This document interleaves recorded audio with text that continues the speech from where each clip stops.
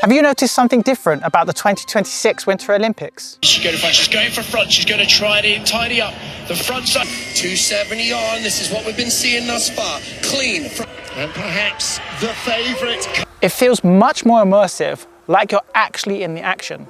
And there's been loads of posts going around social media about how cool this footage looks. And that is down to drones, more specifically, FPV drones. Well, not this exact one, but drones specifically designed for Olympic events like the skeleton, alpine skiing, and speed skating.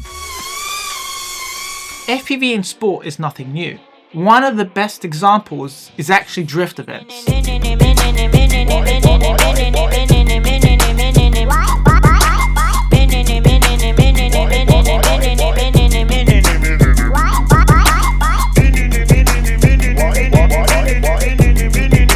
FPV completely transformed how these look. The speed, the proximity, the energy. You just couldn't capture that before. And even in Hollywood films, such as Ambulance in 2022, directed by Michael Bay, where drone pilot Captain Vanover was hired to capture some of those awesome FPV shots. Acting like Superman in a way, where I'm trying to get these really unique angles and shots. But seeing them in the Olympics, that's different. The use of drones has elevated the viewing experience, and that's exactly what the Olympics needed. I don't know about you, but I wasn't massively into watching the Olympics when growing up. It's not like watching your favorite football team. That's soccer to my American friends. It just doesn't have the same draw. Now here's Rooney! Oh my goodness me! So the Olympics needed something closer to the action, something different, and FPV does that.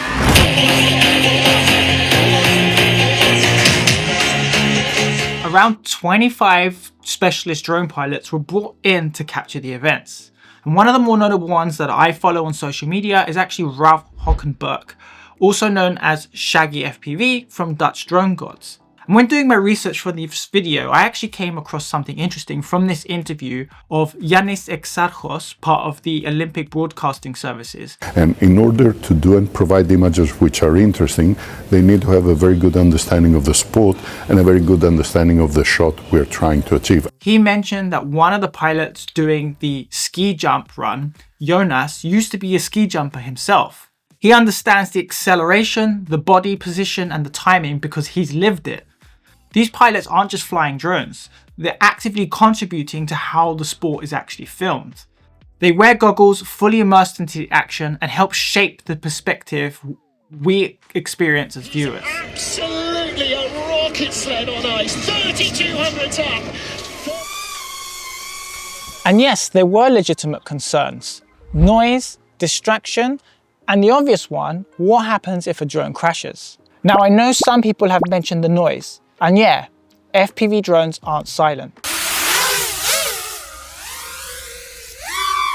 But the Olympic Committee worked closely with pilots prior to the event and tested everything alongside athletes to make sure they could still perform without distraction. Some of these drones are sub 250 grams, like in the skeleton run, others range between 5 to 7 inches. The flight paths are controlled. It's not just some random guy doing freestyle alongside professional athletes. It's engineered. It's crazy when you actually think about it. For sliding sports like the skeleton run, Dutch Drone Gods built a custom FPV drone that weighs around 243 grams, so under that magic 250 gram number. And it's using a dual camera setup. So the pilot is using a DJI-04 Air unit, the light version, with low latency, allowing them to react in real time. And at the same time, a Proton Cam Full HD Mini paired with a Domo Pico transmitter sends a broadcast signal back to the production truck, which then gets relayed live to TV. And yet this entire setup can hit speeds of around 60 miles per hour, flown just meters behind Olympic athletes. So you basically got a broadcast camera the size of your hand. Now battery life for these drones are actually quite short, so around 5 minutes, which is only a couple of runs, which is why teams are constantly swapping packs and rotating drones between runs. And it isn't just one pilot flying this. There's a pilot, a technician, a director, all communicating, monitoring signal strength, adjusting exposure, and making sure the feed matches the rest of the broadcast cameras. And these are just the smaller setups. For alpine skiing and snowboard cross, they're actually using larger 5 to 7 inch drones, which can hit speeds of well over 100 kilometers an hour, chasing them down a full length mountain course. So that's why it feels so immersive. You're not just following from above anymore, you're actually experiencing the speed with them. Part of me making this video is to give recognition to these awesome pilots at the games. FPV is still niche, and it takes incredible skill to fly these drones, especially under live broadcast pressure where there's zero room for error. I wanted to use this platform to highlight how amazing our FPV community is, and hopefully inspire beginners that FPV isn't just a hobby, but it can be a career too. Whether you love drones or hate them, they're part of a growing industry, and seeing them in the Winter Olympics genuinely inspires me.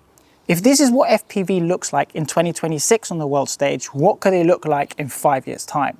Let me know in the comment section down below if you've been watching the Winter Olympics and whether seeing the drone footage has changed your perception on drones.